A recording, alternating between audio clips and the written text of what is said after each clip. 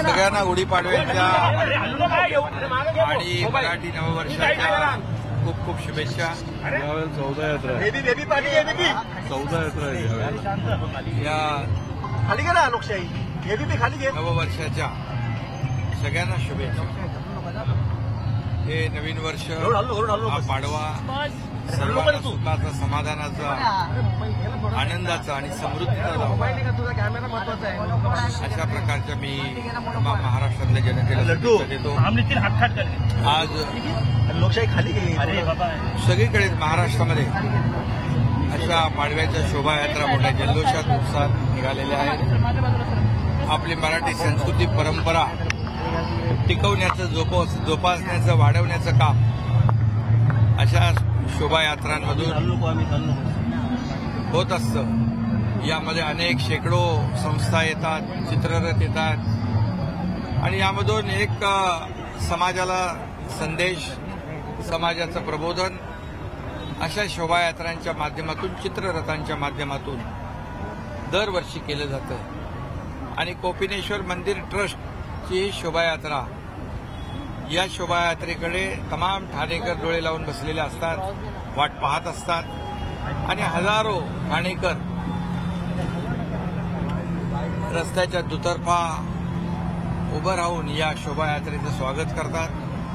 खरं म्हणजे ही सगळ्यात मोठी शोभायात्रा या ठिकाणी ठाण्यातून निघते। अनेक शोभायात्रा आहेत, डोंबिवली आहे, ठाणे आहे, संपूर्ण शहरांमध्ये अशा प्रकारच्या पाडव्याच्या शोभायात्रा निघतात।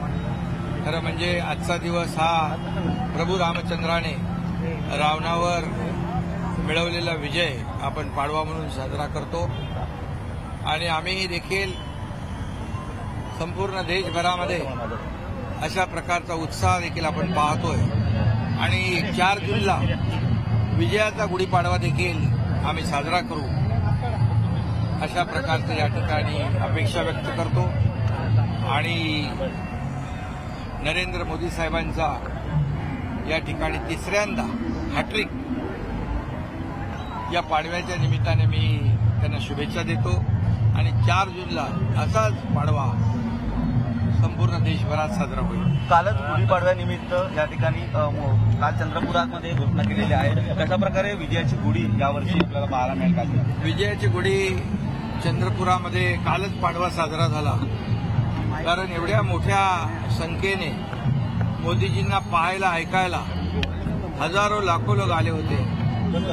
एक वातावरण जे आहे, एक अगदी मी म्हणेन की मोदीबाई झालं होतं असं म्हटलं तर वावगं ठरणार नाही। आणि म्हणून देशभरामध्ये प्रधानमंत्री नरेंद्र मोदीजींचं जे काम आहे त्या कामाची पोचपावती प्रत्येक सभेतून लोक देत आहेत आणि आता लोकांनी ठरवलंय मोदीजींना तिसऱ्यांदा प्रधानमंत्री बनवण्याची गॅरंटी लोकांनी घेतली आहे। त्यामुळे मला वाटतं आज चांगला दिवस आहे आणि त्यानिमित्ताने एक देशभरात, आपल्या राज्यात तर मोठी सुरुवात झालेली आहे। काल प्रचाराचा पहिला नारळ चंद्रपूरमध्ये फुटलेला आहे, उद्याही रामटेकमध्ये आहेत, अशा अनेक सभा आहेत आणि म्हणून आम्ही पाडवा जोरदारपणे, उत्साहात, जल्लोषात साजरा करू आणि राज्य सरकारच्या माध्यमातून देखील हे सण, उत्सव, परंपरा टिकवण्याचं काम आम्ही करतोय।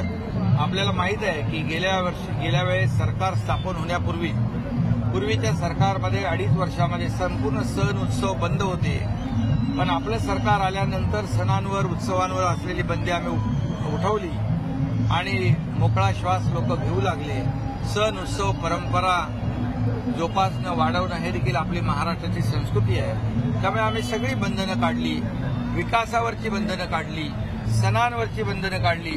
आज चौफेर विकास या राज्यामध्ये होतोय, सर्वांगीण विकास होतोय आणि लोक पाडवा आजचा मोठ्या खुशीत, आनंदात साजरा। सर, हिंदुत्वाचे सण जपणारे लोक आता आमच्यासोबत आहेत असं बोलत काल नरेंद्र मोदींनी देखील तुमचं देखील अभिनंदन केलेलं आहे। बाळासाहेबांचे विचार घेऊन जाणारे तुम्ही आहात असं देखील काय? नरेंद्र मोदी साहेबांना मी धन्यवाद देतो। कालच मी त्यांना धन्यवाद दिलेत, आभार मानले की खऱ्या अर्थाने त्यांनी बाळासाहेबांचे विचार हिंदुत्वाचे विचार पुढे घेऊन जाण्याचं काम एकनाथ शिंदेसारखा कार्यकर्ता आपल्या सहकाऱ्यांसोबत करतोय, अशा प्रकारचा गौरवाने उल्लेख केला. मी त्यांचा ऋणी आहे, मी त्यांचा आभारी आहे आणि हीच भूमिका घेऊन आम्ही राज्यामध्ये सरकार स्थापन केलेलं आहे. आणि म्हणून तर आपण पाहत आहे की आज हे गुढीपाडवा एवढ्या जल्लोषात साजरा होतोय, कारण सरकार बदलल्यामुळे हे सगळं आपण पाहतोय. मोकळा श्वास लोक घेऊ लागले. व्यापारी, बांधव, महिला भगिनी, शेतकरी, कष्टकरी, कामगार, सिनियर सिटीजन, या राज्यामध्ये प्रत्येकाच्या योजनांना स्पर्श आपल्या सरकारने केलेला आहे. त्यामुळे हे सरकार जे आहे हे सरकार सर्वसामान्यांचं आहे, विकासाचं सरकार आहे, विकास करणारं सरकार आहे, राज्याला प्रगती पथाकडे नेणारं सरकार आहे. त्यामुळे प्रगती आणि विकास याच्या आडवा कोणी येईल, त्याला आडवं करून गुढीपाडवा आमचे लोक साजरा करतात.